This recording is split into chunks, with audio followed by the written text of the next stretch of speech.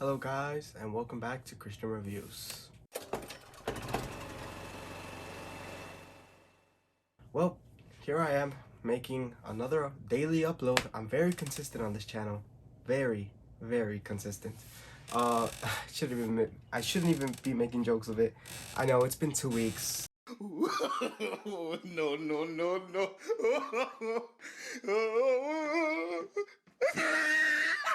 I don't know what happened. Honestly, I've been doing other things and it's not an excuse. I should make some time to make videos, but I just haven't really been able. I haven't even watched movies that much recently. I just haven't. I've been doing other things, but here I am. Okay, I'm back.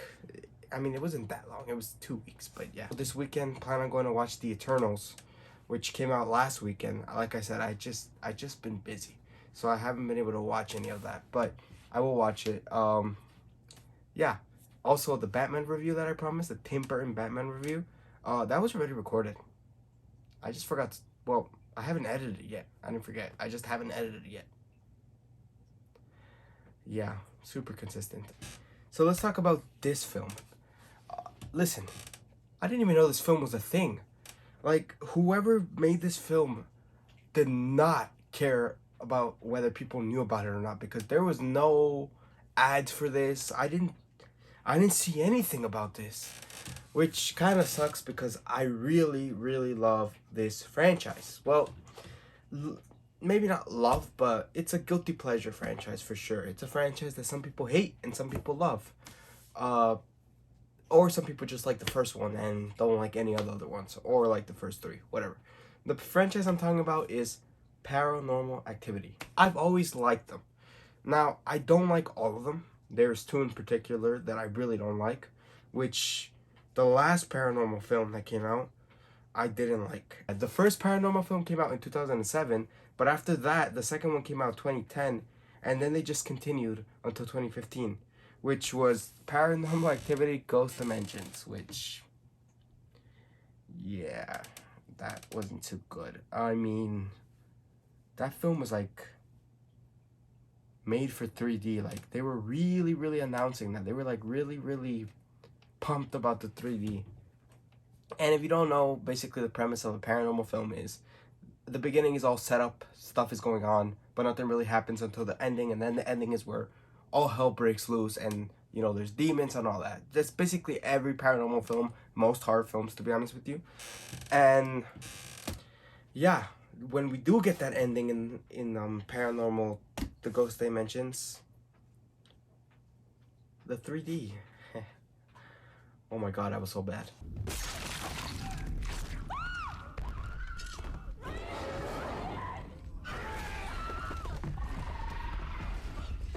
Okay, let's talk about all the paranormal films real quick. I love the first one. First one's what started it all. Love it. Second one, also really good. Not as good as the first one, but still really good. The third one, I like it more than the second one. Not better than the first one, but it's super duper good too, and I think it's super underrated. The fourth one, it's garbage. It's pure, pure garbage. That film is awful. It's boring as hell. The fifth one, it's guilty pleasure. I like it. It's a story with Mexican people. I thought it was funny. By the way, I'm Mexican. Maybe that's why I liked it. But I really enjoyed it, and I thought it was fun overall. I thought it was a fun film. And then we have Paranormal 6, which I just said what I feel about it. It's also pretty trash. I'm sorry. I mean, it's better than 4, but it's like comparing garbage with garbage. Garbage is garbage. Yeah. Alright, let's talk about Paranormal 7, which I just found out about yesterday. I just saw the trailer yesterday, and I also saw the movie yesterday. Oh, okay. What can I say about this film? Listen, it's not horrible. No, it's not horrible. So this film is called Paranormal Activity: The Next Kin. I hope I'm saying that right. This film is mediocre at best, but it has something very cool. The cast isn't too bad, and I really enjoy the cast. I just really do. Also, the ending, the ending where all hell breaks loose was actually really intense and really cool. But we get the standard setup that either you love it or you hate it. It could be boring at times. What helps this film what really helps this film is the length of the movie. It's 1 hour and 30 minutes. So yeah, you get set up, but honestly, this film doesn't take itself serious, so neither should you. Uh, but at the same time, this is a whole different story. Like, the first six films connect. Some of them in a really goofy way. Like, the first three really connected and they were really good. Then, the fourth one connects in a goofy way. The fifth one also. Honestly, the connection was really stupid. The sixth one, hey, it connected fine, but the movie overall was pretty bad. So yeah, the story clearly needed a revamp. But when it comes to this one, it's just like a found footage film, and they just slapped the Paranormal Activity name on it, just for the hell of it. Honestly, I think we should have left this franchise as is. Although I'm not gonna lie, I was excited when I heard this film was gonna come out because I did know this film was gonna come out. I think it was announced in 2017. I really don't know when it was announced, but it was announced a few years back, and I was really excited. But I never searched more on it, and I never heard more about it. So the trailer came out a month ago. And by the way, this film didn't even come out on movie theaters. This film came straight to Paramount Plus. Why? Um. All right, let's just talk about honestly the three important characters. There's many more characters here, but the three that the crew here, the important people. First one is Emily Bader. Well, her name is Margaret. She's played by Emily Bader. She was good. She wasn't as stupid as a character as most people are in horror films, especially the paranormal franchise. Yeah, I mean, she did go in places where she shouldn't have gone because we know there's bad things there. But if you don't understand the story is she wants to understand why she was abandoned by her mom. She doesn't know who her dad is. She has a video of her being abandoned by her mom, but she never understood why her mom abandoned her. And so she basically visits her relatives that she doesn't know anything about. They're Amish people, and yeah, she's like very excited to see them, to learn more about them, to learn why her mom left her. Maybe she can learn something about that. So I do understand her being curious about what's going on because she does find some things out, some unfairness towards her mom, and I do understand. I do understand it here. Obviously the "why are you recording" factor, it's in all the paranormal films. Like, just turn off the camera. This film basically does what Mark once did, where even though we do have somebody recording, we usually in the paranormal films have camera in the houses and stuff. In this one, we don't. I believe we didn't have in the marked ones neither. But this film feels super duper cinematic for a found footage film. Super cinematic. It just, I don't know. Listen, in the beginning, I was like, this is garbage. I couldn't get into the found footage, but as soon as it kept going, I really got used to it, and it was overall an alright experience. Let's talk about another character.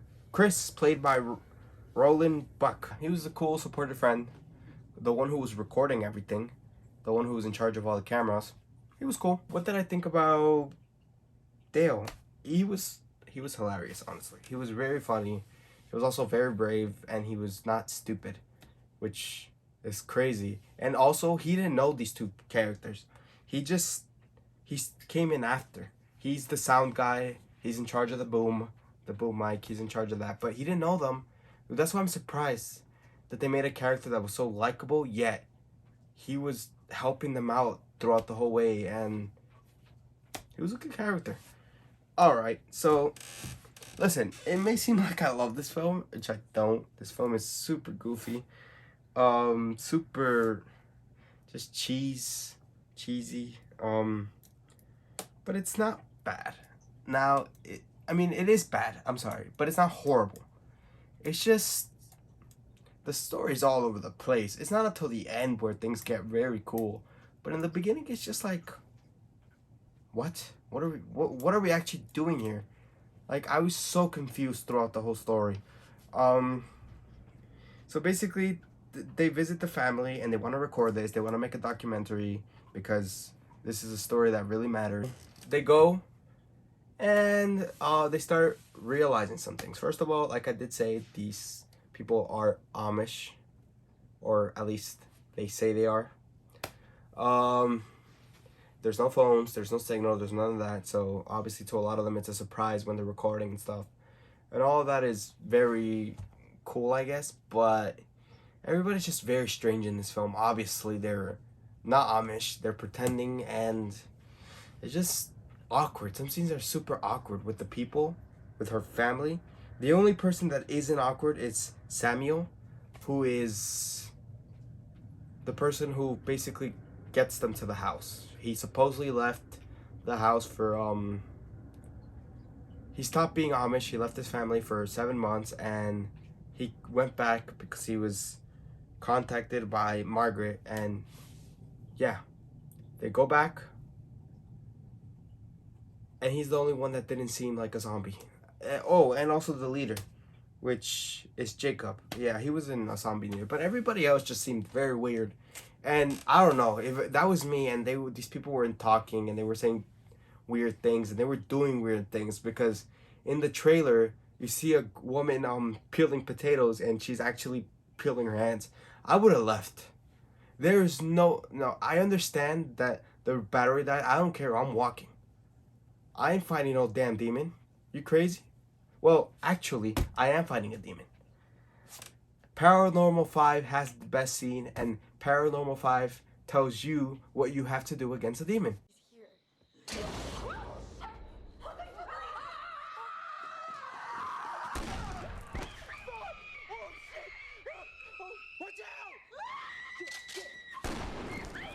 I think it's a 4 out of 10. Yeah, I think that's where it stands. Yeah, man. This film is. Listen, I think you can have fun, and the length really helps it. Now, before I leave, I want to talk about something else. Is this film scary? I already said the rating, and I haven't even said if this film is scary or not. No! I mean, the ending is kind of scary, but this film relies on pure jump scares. Like, from the beginning, when scary crap hasn't even started yet, it's just jump scares. Like, you turn around, there's a kid right there. Jump scare, jump scare, jump scare, jump scare, jump scare. This film is full of them. And some of you may say, oh, jump scares are scary. Yeah, maybe the first one. Then you get used to it. Yeah, okay, he's looking this way. Oh, what do you think's gonna happen when he turns around? I don't know. Maybe jump scare? I hope you guys enjoyed the video. I'm happy to be back. And I'll try to be a little bit more consistent for sure. At least 1 or 2 videos a week. At least. For sure, if a new movie comes out and I watch it, I do want to talk about it. I don't want to go watch every movie that comes out, but there's 2 films that I want to watch in November. That being The Eternals and Ghostbusters. Those are the only 2 films I want to see this month, and then the rest I'll wait. I will for sure talk about The Eternals when I watch it. I will also talk about Ghostbusters when I watch it. I hope you guys enjoyed the review, and I'll see y'all in the next video. Thank you. Bye.